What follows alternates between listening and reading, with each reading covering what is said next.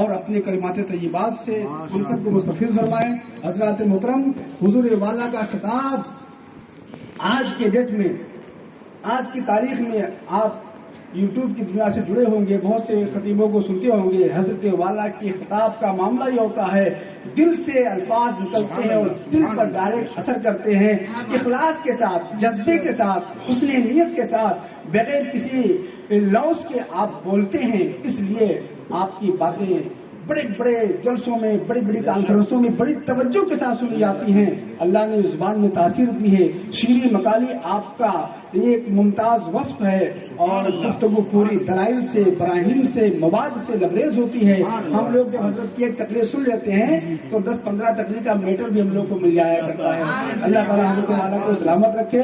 نعرہ تکبیر، نعرہ رسالت، علماء اہل سنت، حضرت علامہ مسعود مصعب قبلہ برکاتی، نعرہ تکبیر، نعرہ رسالت۔ سبحان اللہ، بہت بہت مفتی صاحب، واہ سچ جی، حق ادا کریں۔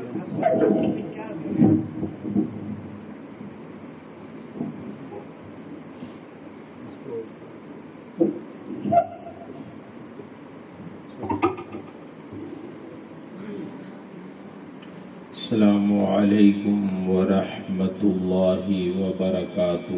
وعلیکم السلام ورحمۃ اللہ وبرکاتہ۔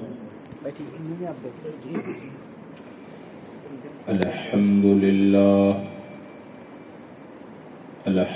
للہ نحمده ونستعینه ونستغفره ونؤمن به ونتوکل علیہ ونعوذ باللہ من شرور انفسنا ومن سیئات اعمالنا من يهده الله فلا مضل له ومن يضلله فلا هادي له ونشهد أن لا إله إلا الله وحده لا شريك له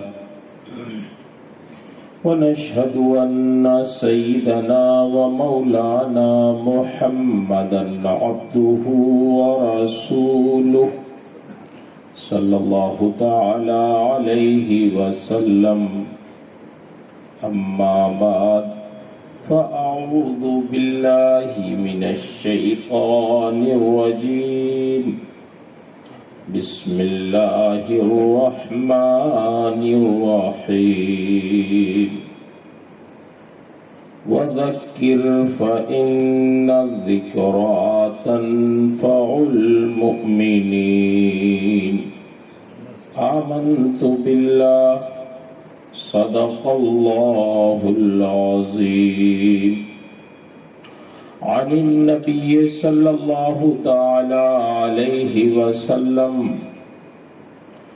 لا تزال قدم عبد يوم القيامة حتى يسأل عن خمس عن عمره فيما أفناه وعن شبابه فيما أبلى وعن ماله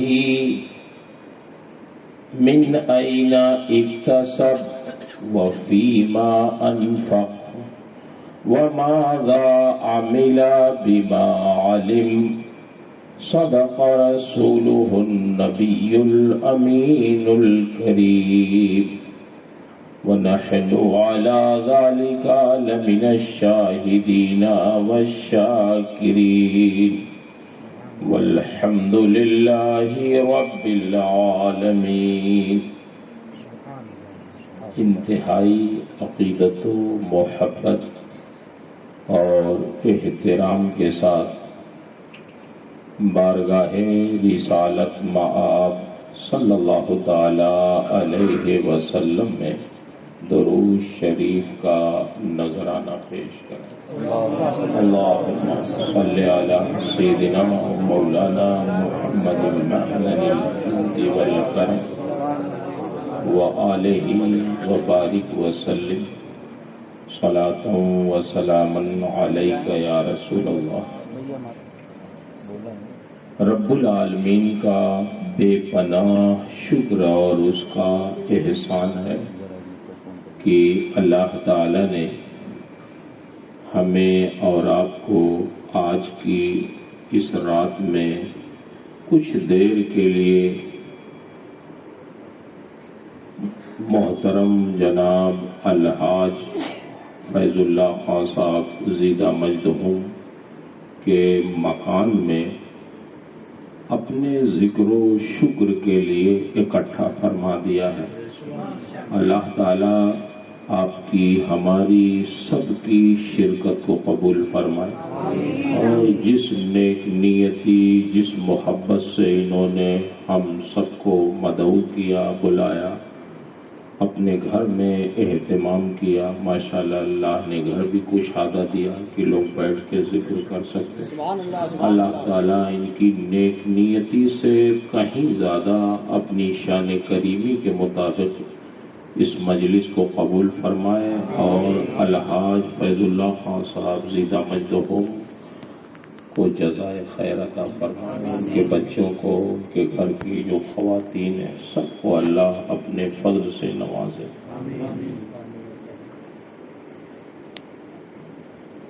دیکھیے کچھ چیزیں ایسی ہیں جو ہمارے اور آپ کے اختیار میں نہیں، تو جو چیز ہمارے اور آپ کے اختیار میں نہیں ہے اللہ اس کا مکلف اور ذمہ دار بھی ہمیں نہیں بناتا۔ ذمہ داری اسی چیز کی اللہ نے آپ کو ہمیں دی ہے جو ہم کر سکتے ہیں۔ کوئی شخص گورا ہے وہ کالا نہیں ہو سکتا، کوئی کالا ہے وہ گورا نہیں ہو سکتا، کوئی لمبا ہے وہ ناٹا نہیں ہو سکتا، ہے نا؟ یہ اپنے اختیار میں نہیں ہے کہ آدمی گورا پیدا ہو جائے یا کالا پیدا ہو جائے یا لمبا پیدا ہو جائے یا ناٹا پیدا ہو جائے یا کسی خاندان میں خود اپنی طبیعت سے پیدا ہو جائے۔ تو یہ ذمہ داری اللہ نے ہمیں اور آپ کو نہیں دی، یہ ہمارے اختیار میں نہیں ہے۔ لیکن آدمی بے نمازی ہے تو نمازی تو ہو سکتا ہے، جھوٹا ہے تو سچا تو ہو سکتا ہے، یہ اللہ نے اس کے اختیار میں دیا ہے۔ نیک نہیں ہے تو نیک ہو سکتا ہے، ماں باپ کا فرما بردار نہیں ہے تو فرما بردار ہو سکتا ہے، پڑھا لکھا نہیں ہے تو پڑھا لکھا ہو سکتا ہے۔ ہم لوگ تو قاری صاحب قبلہ تشریف فرما، یہ ہم لوگوں کے مخدوم گرامی محترم ہے، ہم لوگ 9 سال میں پڑھنے لکھنے کی سرٹیفکیٹ دے دیتے، 9 سال میں ایک جاہل کو عالم بنا دیتے، تو جاہل سے عالم ہو سکتا ہے آدمی، جھوٹا ہے سچا ہو سکتا ہے۔ تو یہ سب چیزیں ہمارے اختیار میں ہے، تو جو چیز ہمارے اختیار میں ہے اللہ نے اس کی ذمہ داری ہمیں دی ہے۔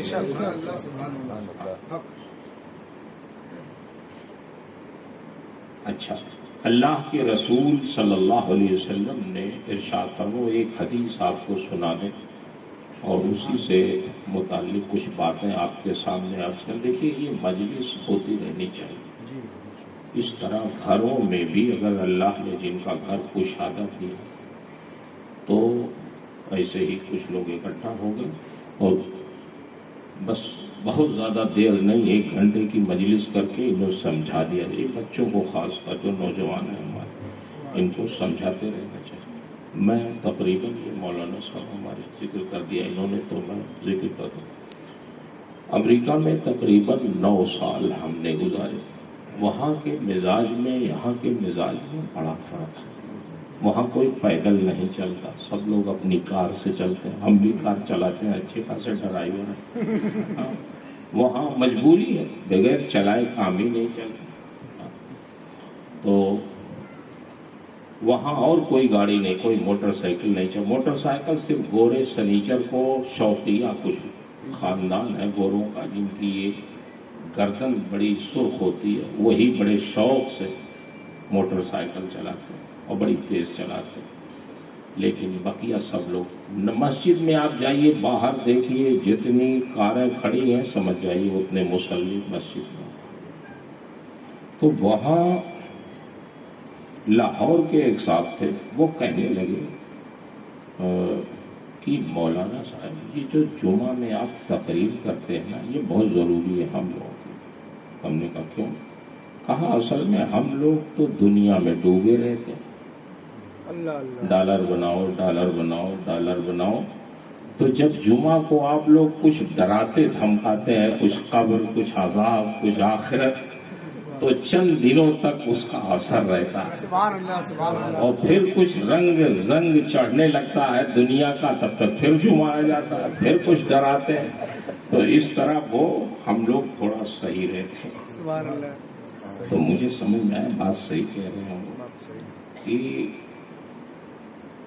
ہمیں آپ کا پیچھا نہیں چھوڑنا. پیچھا کا مطلب یہ نہیں کہ آپ کو تنگ کرنا، لیکن اللہ نے یہ علماء کی ذمہ داری لگائی ہے کہ آپ خود بھی صحیح رہیں اور امت مسلمہ کے لیے بھی کوشش کرتے رہیں. اس میں اگر آپ تھوڑی دیر کے لیے ناراض بھی ہوں گے تو ہمیں برداشت کرنا چاہیے. کبھی کبھی کچھ لوگ ناراض ہو جاتے ہیں، مولوی صاحب کیا آپ وہی بات لگائے ہوئے ہیں، مگر سمجھتے ہیں کہ بھائی آج نہیں کل نہیں پرسوں یہ انشاءاللہ سمجھیں گے.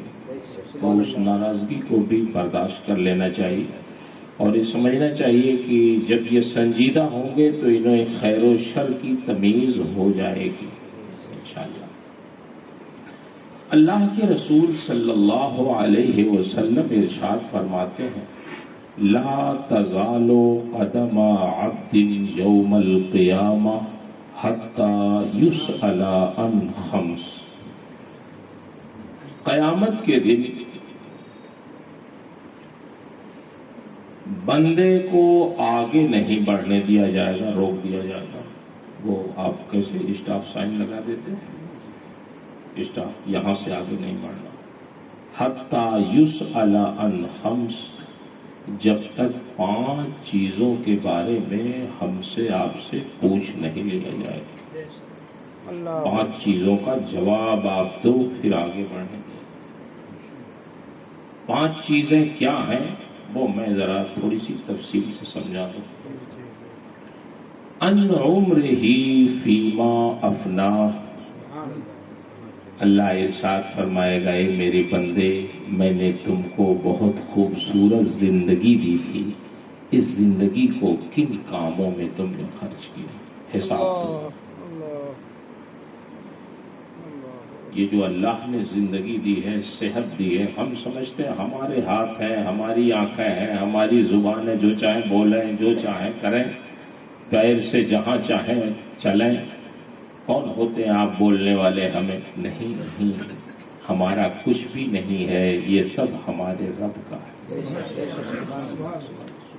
اللہ نے اسے ہمیں بالکل بے گناہ دیا ہے. جب بچہ پیدا ہوتا ہے تو بے گناہ ہوتا ہے، تو ہمیں یہ ساری چیزیں اپنے رب کو واپس کرنی ہے. تو ظاہر ہے جب گناہگار کر کے واپس کریں گے تو پھر نعرہ تکبیر، نعرہ رسالت، علماء اہل سنت، حضرت علامہ مولانا فاروق القادری صاحب قبلہ مدد اللہ تشریف رکھیں. اجازت ہے؟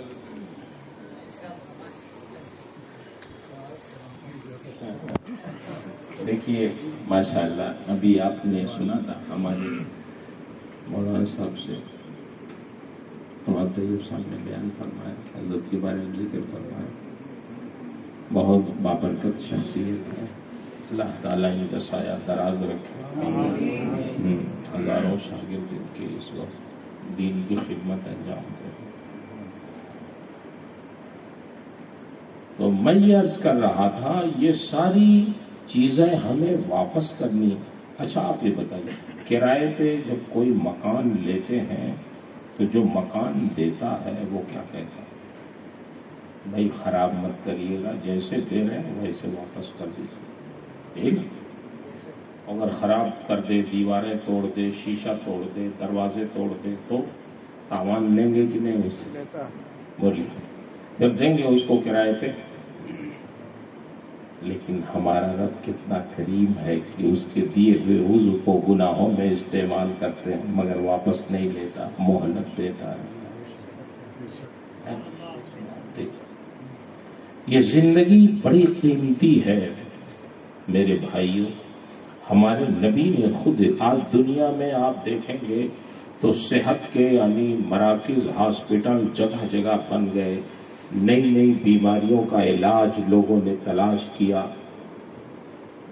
اور وقت کی بڑی اہمیت، ٹائم کے پابندی، لوگ بڑے پابند۔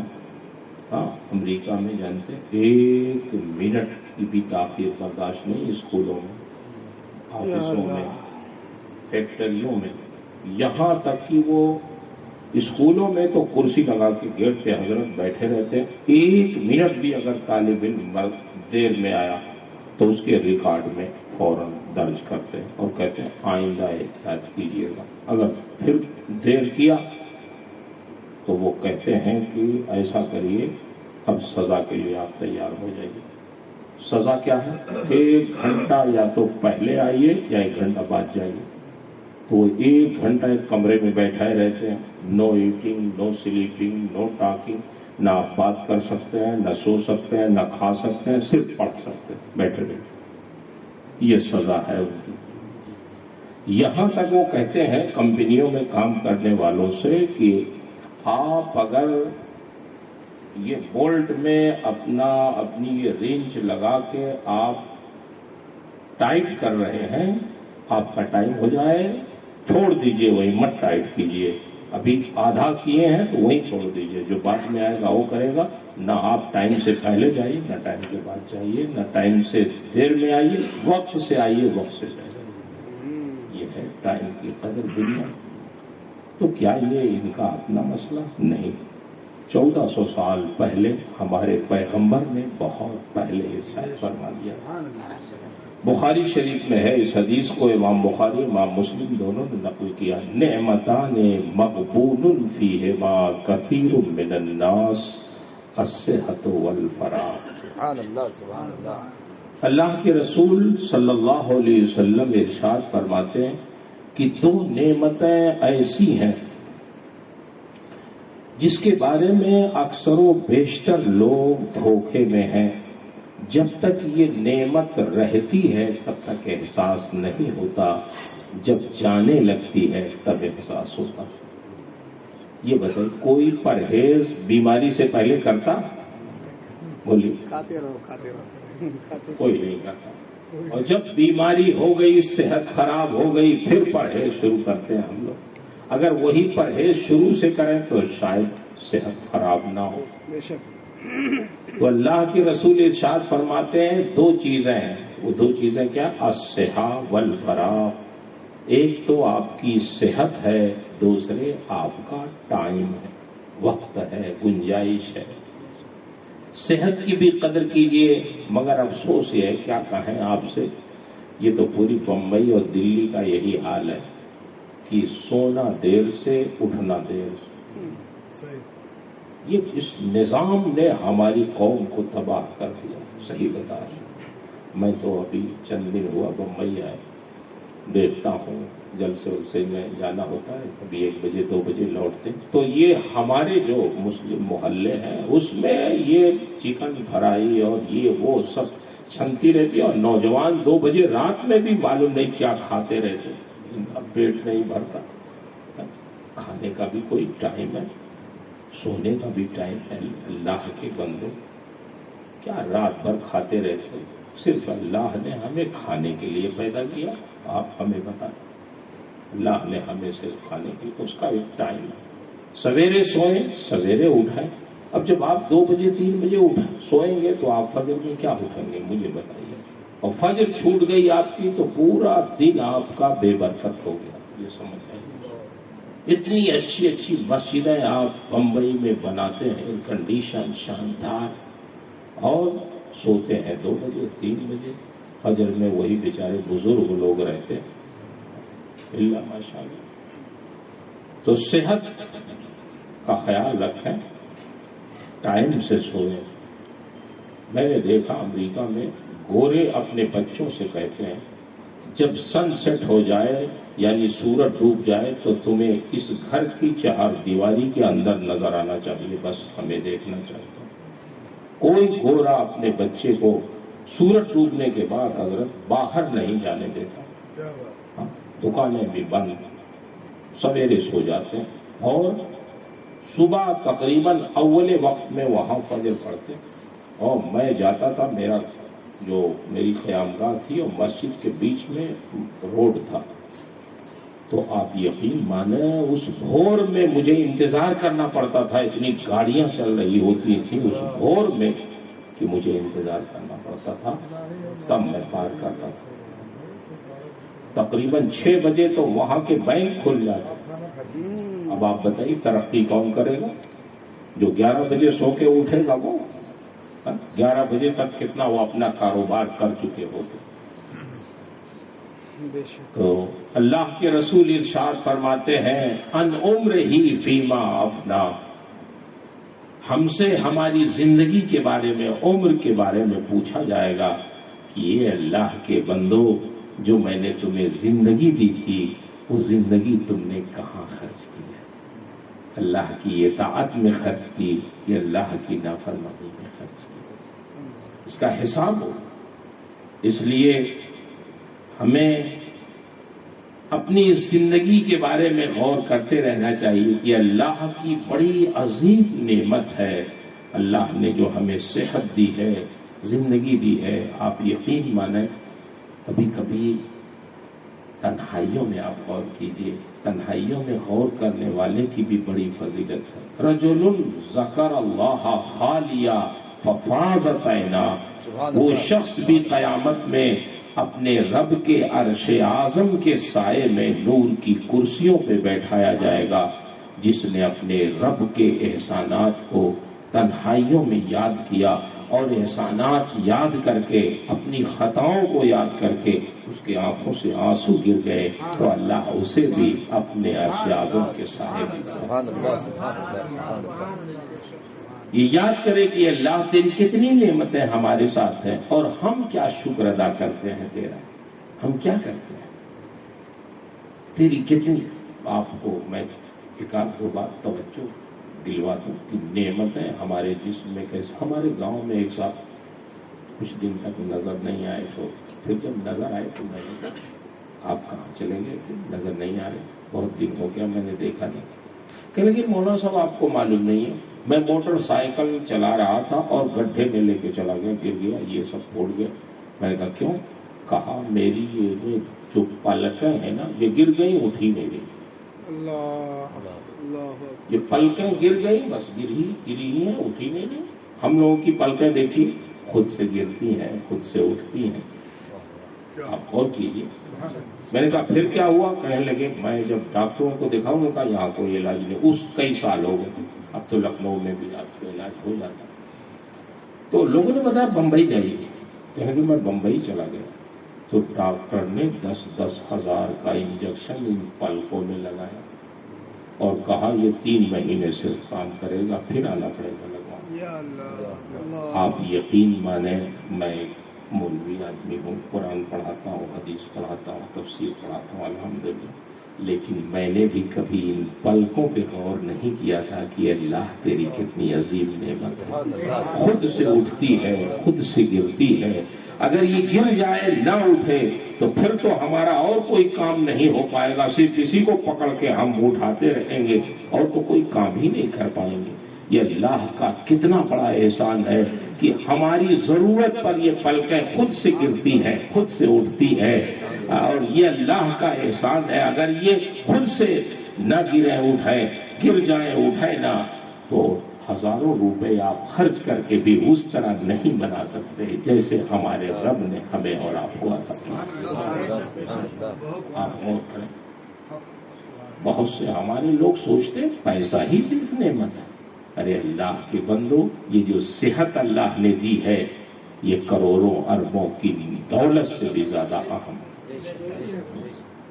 کسی فالج زدہ شخص کی زیارت کرنے آپ چلے جائیے، عیادت کرنے، وہ بستر پہ استنجا کر رہا ہو، پیخانہ کر رہا ہو، اٹھ نہ پا رہا ہو، محتاج ہو کسی کا، پھر اس سے پوچھیں کہ تمہاری صحت اچھی ہے یا تمہاری دولت اچھی ہے، وہ تو کہے گا کاش مجھے پھر دونوں پیروں میں طاقت مل جاتی، میں چلتا پھرتا، اپنا کام کرتا، استنجا کرتا، کسی کی ضرورت نہ پڑتی، کھا لیتا جو چاہتا، ہضم ہو جاتا، تو یہ ساری میری دولت سے بہتر ہے یہ صحت۔ بولی ہے نہیں آدمی کہیں۔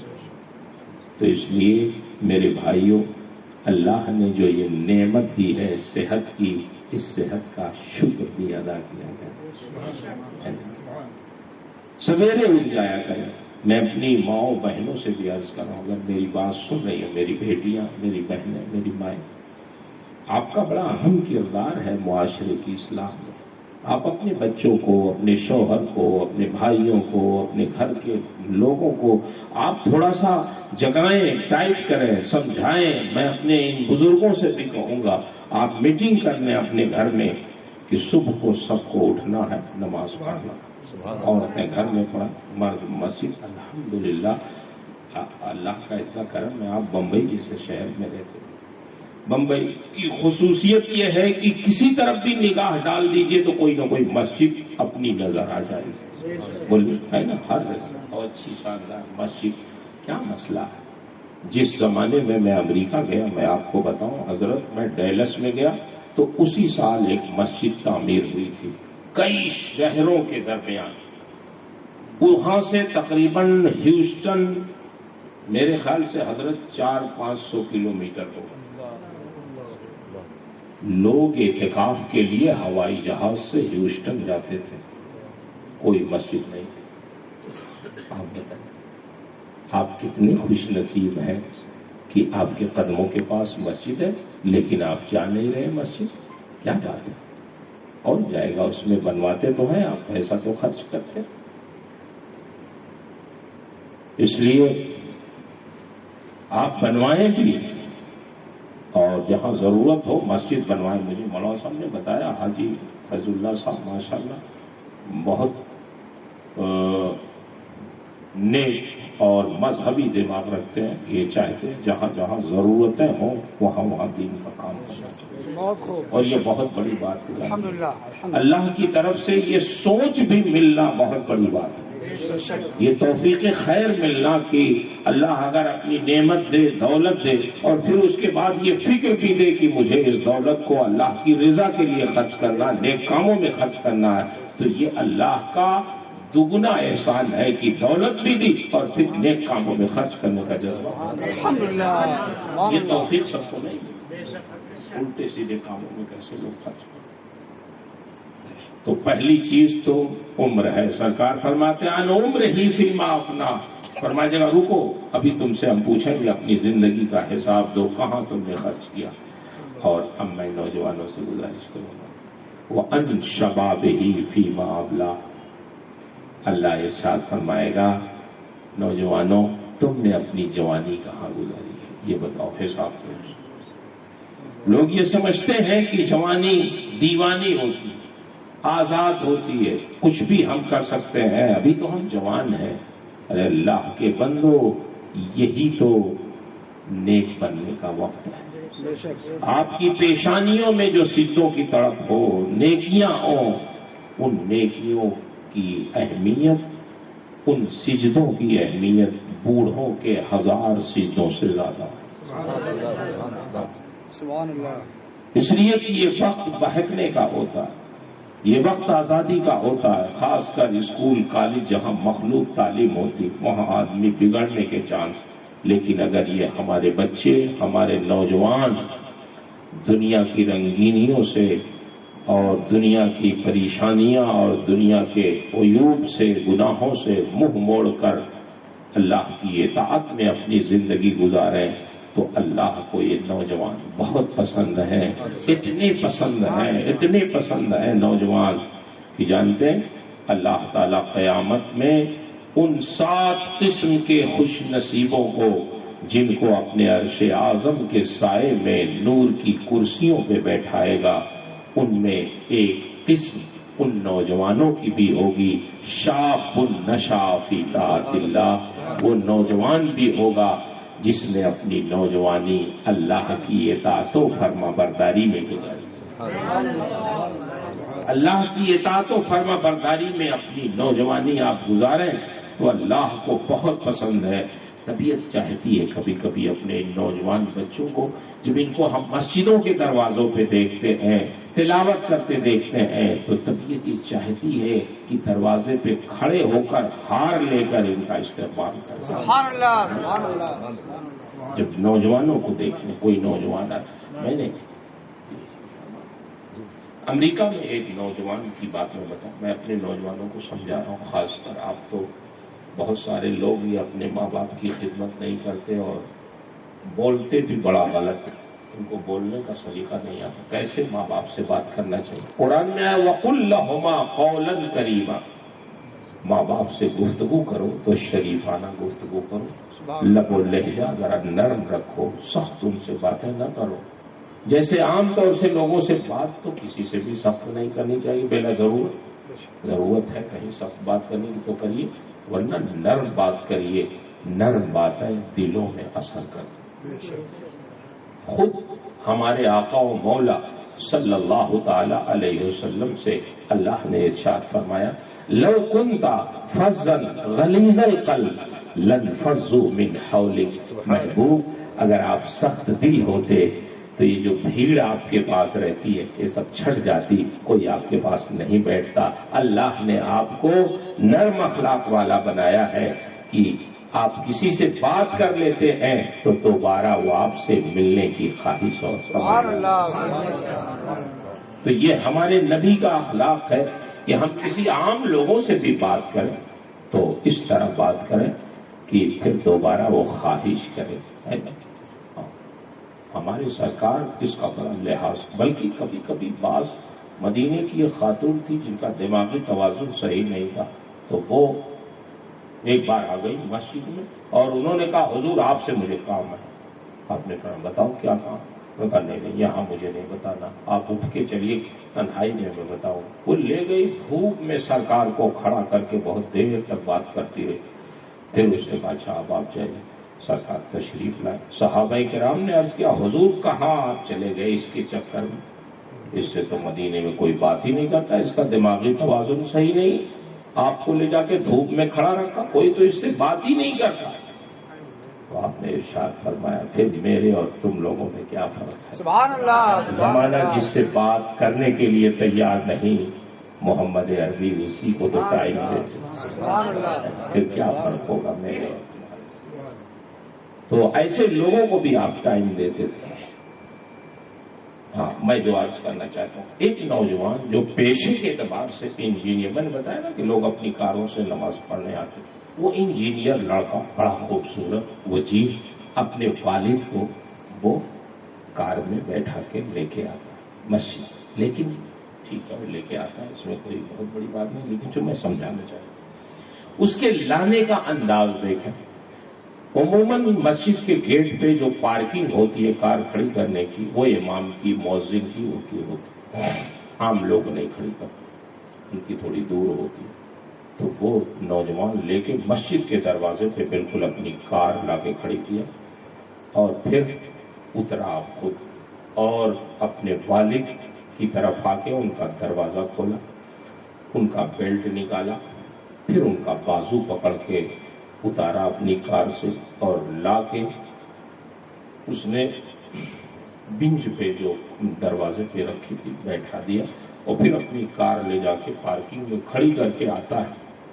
اس کے والد ایسے بیٹھے ہیں اور وہ انجینئر لڑکا زمین پہ بیٹھ کر اپنے باپ کے قدموں سے ان کے جوتے نکالتا, پھر ان کے جوتے لے جا کے رکھتا, ان کا بازو پکڑتا, مسجد میں لے جاتا, خود بھی نماز پڑھتا, اپنے والد کو بھی نماز پڑھواتا, اور جب نماز سے فارغ ہوتا ہے پھر اسی بنچ پہ لا کے بیٹھاتا, جوتے لاتا ہے, ان کو پہناتا ہے اور اپنے ہاتھوں سے ان کے پیروں میں جوتے پہناتا, پھر اپنی کار لا کے وہیں کھڑی کرتا ہے, پھر ان کو بیٹھاتا ہے, ان کا بیلٹ لگاتا, ان کا دروازہ بند کرتا, پھر بیٹھ کے وہ لے کے جاتا. مجھے آپ بتاؤ ایک نوجوان اگر اپنے باپ کے پیروں میں جوتے پہنائے اور پھر وہ جوتے نکالے عزت سے, تو باپ کی روح کتنی خوش ہے. سبحان اللہ. یہ میرا بیٹا کتنا مؤدب ہے، کتنا ادب والا ہے، کتنا لحاظ والا ہے. آپ کے گھر کوئی عالم آ جاتا، کوئی پیر صاحب آ جاتے،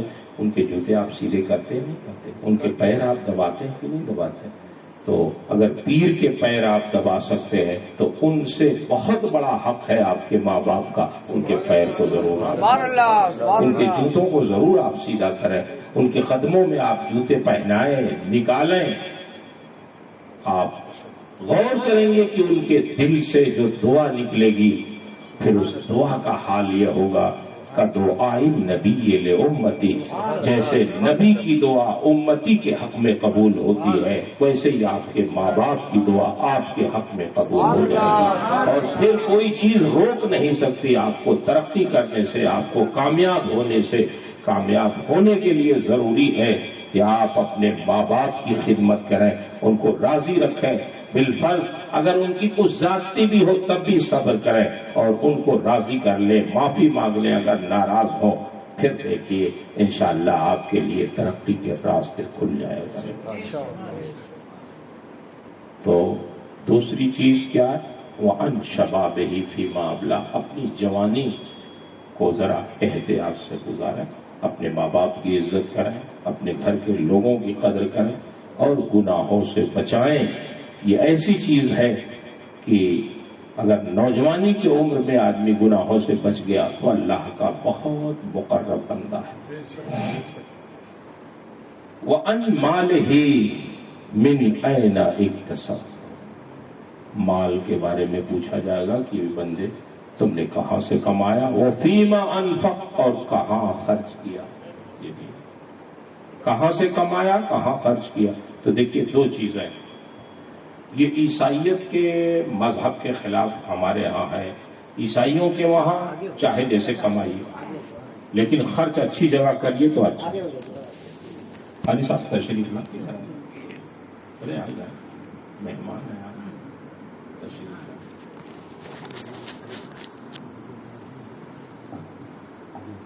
عیسائیوں کے وہاں مال چاہے جیسے کمائیں، شراب بیچ کر، جوا کھلا کے، لیکن اس کو اچھی جگہ خرچ کریں تو صحیح. اب دیکھیے شراب وغیرہ تو ان کا کوئی مسئلہ نہیں.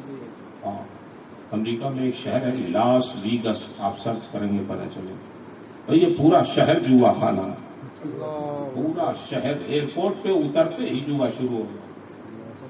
پورا شہر جوا خانہ، کیونکہ یہ جوا والے نا ٹیکس بہت دیتے ہیں گورنمنٹ، شراب والے ٹیکس دیتے ہیں.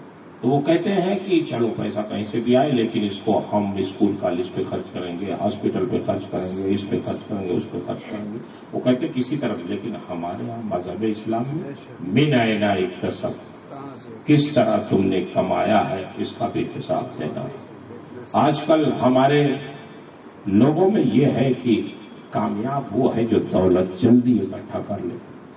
لوگ مثال بھی دیتے ہیں، مولانا یہ دیکھیے فلاں صاحب کے لڑکے نے تو ابھی چند مہینے میں ایک دم بلڈنگ خریدا. ارے اللہ کے بندے چاہے جیسے کمائے ہو، نہیں، یہ ایسی دولت کس کام کی کہ جس کا عذاب آپ پر ہو اور مزہ اڑائیں آپ کے مرنے کے بعد آپ کے لڑکے. کہاں سے کمایا آپ نے؟ من اینا اکتسب، کہاں سے کمایا. حلال کمانا بھی ضروری ہے اور حلال چیزوں میں خرچ کرنا بھی ضروری. دیکھیے اس کی ایک مثال میں سمجھا دوں، آپ گھبرا تو نہیں رہے، بھوک لگی ہوئی. ممبئی کے لوگ تو کھانا دیر سے کھاتے ہیں، جیسے 11 بج گئے، دیر ہو گئی. اچھا، وہ آپ جب گاڑی خریدتے کوئی کار، تو کار کے ساتھ کمپنی والے، شو روم والے بک بھی دیتے ہیں، کتاب دیتے نہیں دیتے. اس بک میں کیا لکھا رہتا ہے؟ یہ گاڑی ڈیزل انجن ہے. اگر ڈیزل انجن ہے وہ گاڑی تو اس میں لکھا رہتا ہے گاڑی ڈیزل انجن ہے، اتنی اسپیڈ پہ چلائیں گے کہ ایوریج صحیح دے گی.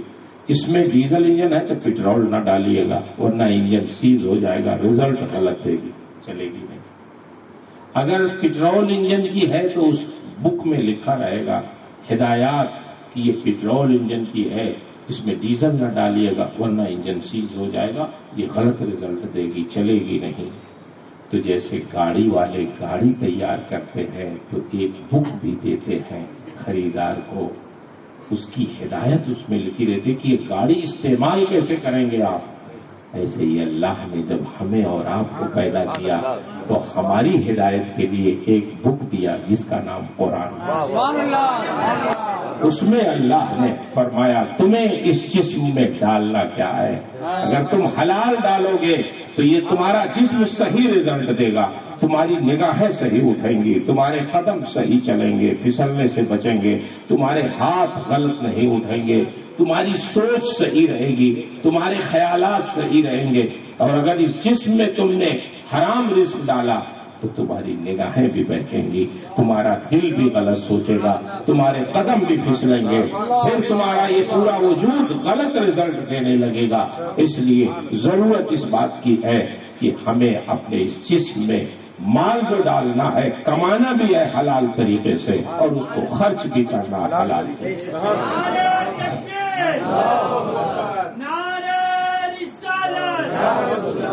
مسلک اعلی حضرت علماء اہل سنت، نعرہ تکبیر، نعرہ رسالت.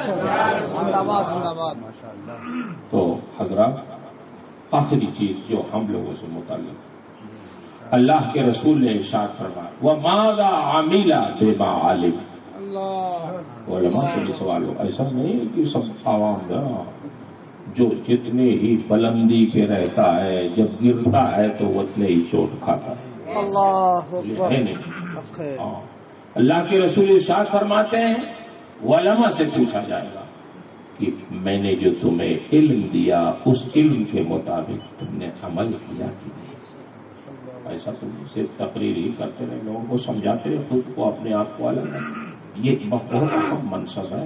کبھی کبھی بڑا ڈر لگتا ہے تقریر کرنے میں بھی، یا اللہ سمجھاتے تو ہیں سمجھتے، لیکن کہیں اگر خود ادھر ادھر. امام اعظم ابو حنیفہ رضی اللہ تعالیٰ انہوں نے ایک بچے سے فرمایا دیکھو بیٹا ذرا سنبھل کے چلنا، کیچڑ ہے پھسل نہ جاؤ. تو اس بچے نے کہا امام صاحب میں پھسلوں گا تو میں گروں گا، آپ خیال کیجئے گا آپ نہ پھسلیں. آپ پھسل گئے تو پوری امت آپ کے پیچھے چل رہی ہے، پھر تو پوری امت پھسل جائے گی. تو عالم کا صحیح رہنا بھی ضروری ہے. اگر یہ پھسل گئے پھر تو پوری امت کا کیا حال ہوگا. اور علم ہم سب کو اس نیت سے حاصل کرنا چاہیے کہ دین کی خدمت کریں. اللہ کے رسول نے جس کو صاحب ترمذی نے سنن ترمذی نے اپنی ترمذی میں نقل کیا کہ من تعلم علما لغیر اللہ او اراد به غیر اللہ فلیتبوأ مقعدہ من النار. بہت بڑی وہی ہے جس نے علم دین اس لیے سیکھا کہ اس سے اللہ کے علاوہ کوئی مقصد رکھتا ہے، دنیا کمائے، شہرت کمائے، عزت کمائے، آپ سے ہاتھ چموائے خالی، بس یہ سوچا ہماری عزت کرے اور کچھ نہ کرے. تو اللہ فرماتا ہے فَلْيَتَبَوَّأْ مَقْعَدَهُ مِنَ النَّارِ، تو اپنا ٹھکانہ وہ جہنم بنا لے. سمجھ یہ علماء کے لیے بھی اپنے علم کے مطابق ہم سب عمل کریں. دعا کریں اللہ تعالیٰ اس پر پورا اترنے کی توفیق عطا فرمائے. البتہ ایک چیز آپ سے عرض کرنا، دیکھیے اگر آپ یہ سمجھتے ہیں کہ یہ مولوی صاحب ان میں کوئی عیب نہیں ہو سکتا، کوئی غلطی ان سے نہیں ہو سکتی، تو ایسا نہیں. ہم لوگ کوئی معصوم ہیں، ہم بھی آپ کی طرح انسان، غلطی ہو سکتی. اور اگر آپ یہ سمجھیں کہ ایسا کوئی عالم مل جائے جس سے کوئی غلطی نہ ہو، ایسا کوئی بزرگ مل جائے تو بہت مشکل کام ہے. یہ بہت مشکل ہے. اب نہ یہ صحابہ کا زمانہ نہ تابعین کا زمانہ، سمجھ رہے؟ ہاں جو خوبیوں والا ہے ان کی خوبیاں آپ حاصل کر لیجیے، خامیاں چھوڑ دیجیے، خوبیاں لے کے اب آپ کے جو مسجد کے امام ہیں انہی کی عزت آپ کا ضروری ہے. وہی آپ کے لیے ہمارے لیے بزرگ ہے، جن کے پیچھے ہم نماز پڑھتے ہیں وہی ہمارا بزرگ، وہی ہمارا پیشوا ہے، وہی ہمارا رہنما ہے. سمجھ رہے؟ تو اب ہماری یہ ذمہ داری ہے کہ وہ تو کہ ہم ٹھیک ٹھاک رہیں، لیکن مقتدیوں کی بھی ذمہ داری ہے کہ امام کی خامیوں پہ ہر دم نگاہ نہ ڈالیں، اس کی خوبیوں پہ بھی نگاہ ڈالیں. وہ بھی انسان ہے، خامی ہو سکتی ہے، اسے غلطی ہو سکتی ہے، کوئی معصوم نہیں ہے، غلطی ہو سکتی ہے، انسان ہے. تو خوبیوں کو دیکھیں اور خوبیوں کا احترام کریں اسی بنیاد پر، اس لیے کہ اب کوئی ایسا نہیں ملے گا جس میں کوئی خامی نہ. ہاں، آپ کو اسی میں کام چلانا ہوگا. اور ایسے ہی اب علماء ملیں گے. اب آپ یہ سوچ لیں کہ سرکار کے زمانے کے لوگوں کی طرح اب ملیں، یہ بہت مشکل بات ہے. تو میں آپ سے بھی گزارش کرتا ہوں، خود میں اس مزاج کا ہوں کہ میں عزت احترام سب کا کرتا ہوں، سب کی، اور اگر کوئی کمی بھی ہے تو کوشش کرتا ہوں انہیں سمجھاؤں. لیکن میں جانتا ہوں کہ میں بھی انسان ہوں، وہ بھی انسان ہے، کچھ نہ کچھ خامی ہو سکتی ہے. اور اس کی بنیاد پر آپ کسی مسجد کے امام کو نکال کے باہر کر دیں، کسی سے بات چیت نہ کریں، کسی سے دشمنی رکھ دیں، یہ نہیں ہے. ہاں، اگر کوئی اتنا بڑا عذر ہے کہ واقعی نکالنا ضروری ہے تو پھر تو وہ تو مسئلے مسائل کی بات ہے.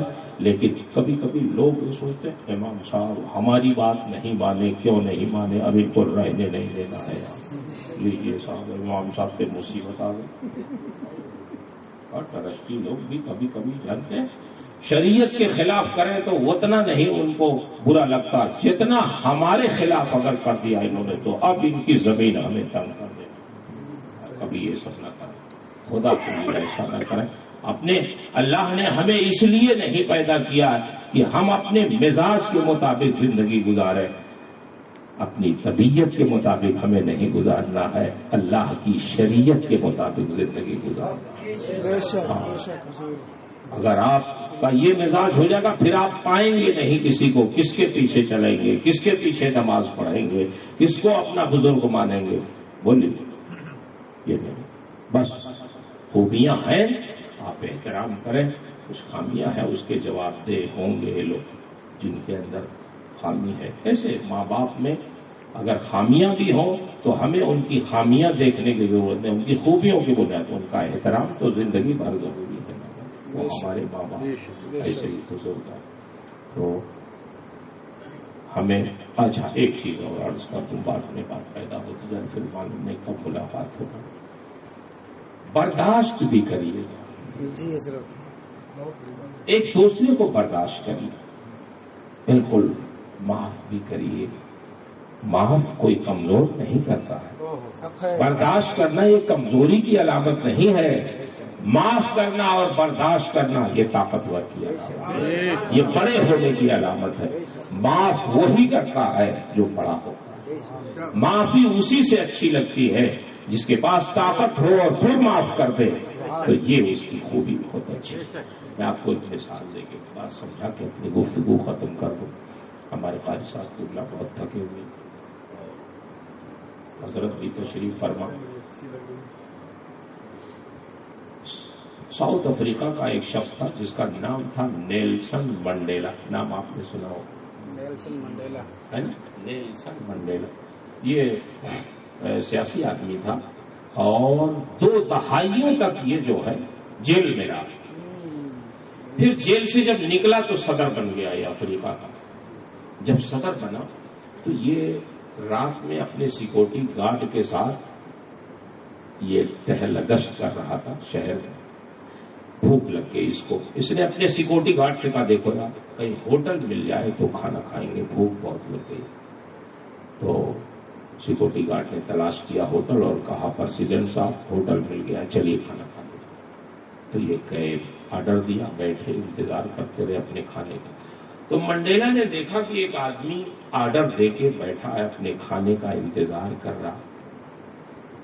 تو اپنے سیکورٹی گارڈ سے کہا کہ جاؤ اس سے کہو کہ اپنا کھانا لے کے آ جائے، ہمارے ٹیبل پر ہمارے ساتھ کھانا کھائے، اچھا رہے گا، اکیلا کیا کھائے گا. تو خیر وہ کھانا لے کے اپنا آ گئے، اس کے ٹیبل بیٹھ کے کھانے لگا. تو اس کا ہاتھ کانپ رہا. جلدی جلدی اس نے کھانا کھایا. منڈیلا سے اس نے اجازت لی. اس نے کہا مجھے آپ اجازت دیں میں جاؤں، جانا چاہتا ہوں. اس نے کہا ٹھیک ہے جاؤ. جب چلا گیا تو منڈیلا نے اپنے سیکورٹی گارڈ سے پوچھا کہ اچھا یہ بتاؤ اس کا ہاتھ کیوں کانپ رہا تھا؟ کچھ تم نے غور کیا؟ اس نے کہا ہو سکتا ہے راشا کی بیماری رہی ہو کانپنے کی. اس نے کہا نہیں بیماری نہیں تھی، میں اس کو پہچانتا تھا وہ مجھے پہچانتا تھا. جس زمانے میں میں جیل میں تھا تو یہ میرا جیلر تھا اور بڑا ظالم تھا، بہت تشدد کرتا تھا، بہت مارتا تھا مجھے. اور جب میں پیاس سے نڈھال ہو جاتا اس کی مار سے تو مجھے پیاس لگتی تو میں کہتا اس سے کہ مجھے پانی پلا دو، تو کہتا اچھا بھی پلاتا ہوں. تو یہ میرے سر پہ پیشاب کرتا تھا، پانی دینے کے بجائے یہ سر پہ پیشاب کر. ایسا ظالم آدمی تھا. تو جب آج میں نے اس کو بلایا یہاں تو یہ ڈر گیا، یہ کانپنے لگا کہ آج تو میں پریزیڈنٹ ہوں، آج تو میں جیل میں نہیں ہوں، اب میں اس سے انتقام لوں گا، اس سے اپنا بدلہ لوں گا جو اس نے سزا دیا ہے. لیکن منڈیلا نے بڑی تاریخی بات کہی کہ سنو جب آدمی پاور میں ہو اسی وقت تو معافی اچھی لگتی ہے. آدمی جب پاور میں ہو طاقت میں ہو اسی وقت معاف کرنا چاہیے. میں نے اسی لیے اس سے کچھ نہیں پوچھا، معاف کیا کیونکہ میں پاور میں ہوں.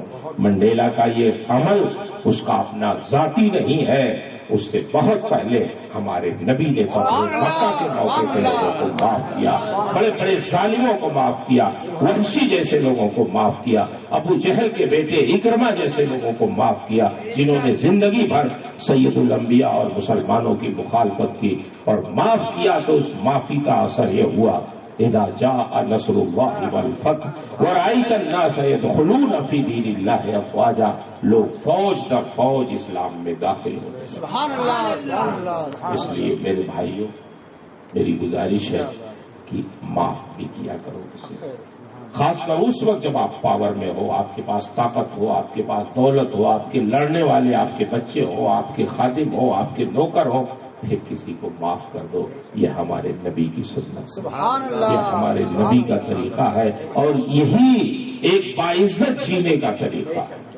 اگر آپ لڑتے پھرتے رہ گئے زندگی بھر تو اللہ نے یہ زندگی لڑنے پھرنے کے لیے نہیں دی ہے، لوگوں کو معاف کر کے آگے بڑھنے کے لیے دی ہے کہ آگے بڑھو. اللہ تعالی ہم سب کو توفیق خیر سے نوازے. مجھے بہت خوشی ہوئی کہ ہمارے محترم جناب الحاج فیض اللہ صاحب خان صاحب زیدہ مجدہم، اللہ ان کی عمر میں صحت میں برکت عطا فرمائے اور ان کے بچوں ان کے گھر کی عورتوں سب کو اللہ اپنے فضل سے نوازے کہ انہوں نے ایک دعوت کے بہانے اتنے سارے لوگوں کو دین کی باتیں سننے سنانے کا موقع دے دیا. اللہ ان کو جزائے خیر عطا فرمائے اور ہم سب کو عمل کی توفیق عطا فرمائے. اور ہمارے حاجی فیض اللہ صاحب سے اللہ دین کے بڑے بڑے کام لے اور آپ سب سے دین کے کام لے، توفیق خیر عطا فرمائے.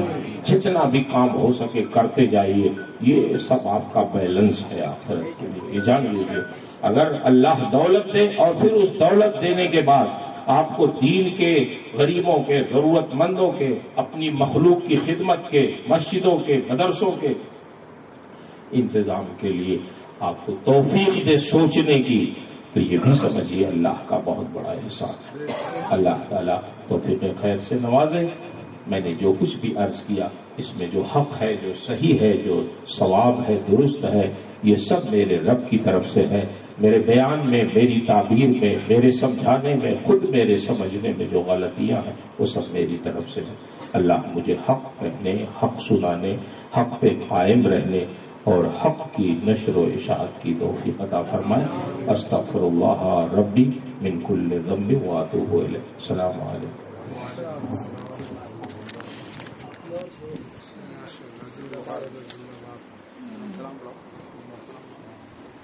سلام.